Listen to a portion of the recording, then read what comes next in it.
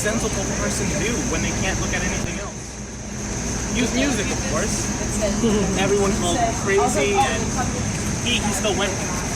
But he managed to figure out that the planets move not only around the sun, but they have like a certain rhythm, and it's harmonious every year. They just move around and around, sort of like harmony to the way in which the universe actually Music of this year. Yes, actually it is. That is what it is. Yeah. You see the quote here? that's a beautiful Shakespeare, I know. So what he said was that he took a monochord, just like the ancient Greeks did. Only instead, what he did was he attuned the pitches.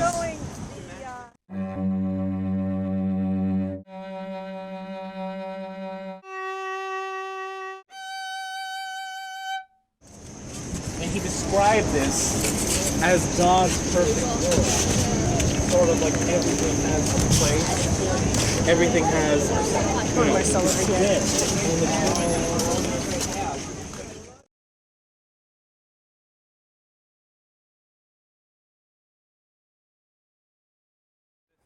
questioning the existence of God, questioning how can you even prove that you are alive saying these words right now. And a man named Meno said that this is preposterous, that this cannot be happening. Meno went up to Socrates and told Socrates, "Why do you teach such foul things to the youth?" And Socrates said, "I do not teach them anything, for it is all inside them already." And Meno said, "But how is this if someone has to teach you this before you can do this to them?" And Socrates said, "I was just lucky enough for someone to pull out the knowledge in me, and now I can pass that on to someone else." And Meno said, "You are lying." And Socrates said, "I will prove this to you right now."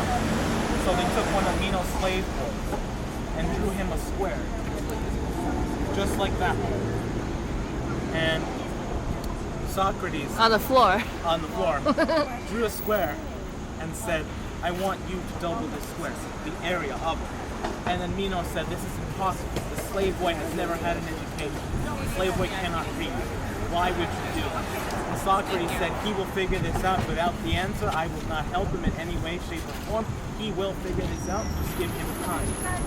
So what the slave boy did first was, it's what everyone does at some point.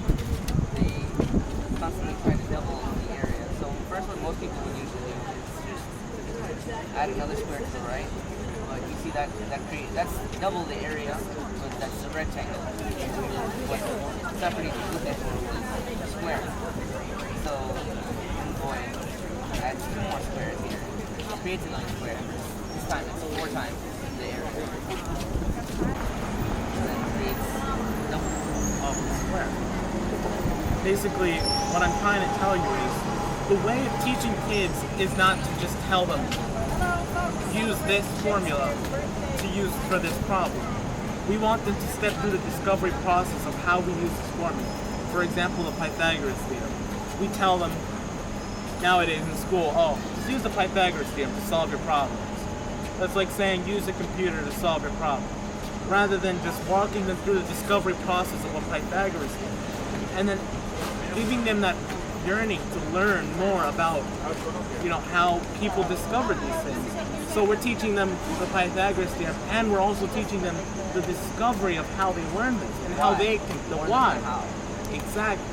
And this is how we can inspire students to learn more than what just we're teaching them, to make them go above and beyond and maybe learn stuff that they don't even have to learn just because they want to, because they have this need for it.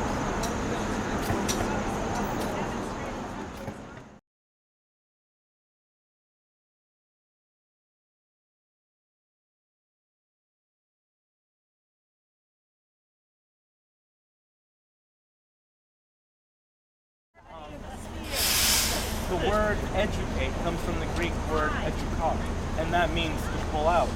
And Socrates pulled out the knowledge of his children. He didn't teach them, he didn't tell them anything, he made them question. This is how we believe schools should teach kids, to make them question, why do we do this? Why do we use this formula? How can this be used? Not, you use this formula for this answer because you're not learning anything.